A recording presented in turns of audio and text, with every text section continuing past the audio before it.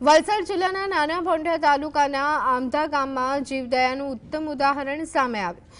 વીજ કરંટ લાગવાથી મૃત્યુના આરે પહોંચેલા એક ધામણ સાપને વાઇલ્ડ લાઇફ રેસ્ક્યુએ સીપીઆર આપી અને બચાવી લીધો। આમધા ગામના નિશાળ ફળિયામાં આવેલા ખેતરમાંથી પસાર થતી GB3 ફેઝ લાઇનના થાંભલા પર ચડેલા આશરે 15 ફૂટની ઊંચાઈએથી સાપ વીજ કરંટ લાગવાથી જમીન પર પટકાયો અને નિશ્ચેતન અવસ્થામાં હતો।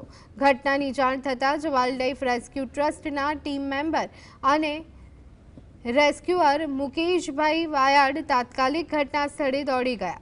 મુકેશભાઈએ ક્ષણનો પણ વિલંબ કર્યા વિના પોતાની દેશી પદ્ધતિ અપનાવી ધામણ સાપને મોઢા વાટે સીપીઆર આપવાનું શરૂ કર્યું। 25 થી 30 મિનિટના સતત પ્રયત્ન બાદ સાપના શરીરમાં હલચલ થઈ અને તેના શ્વાસ ફરી શરૂ થયા।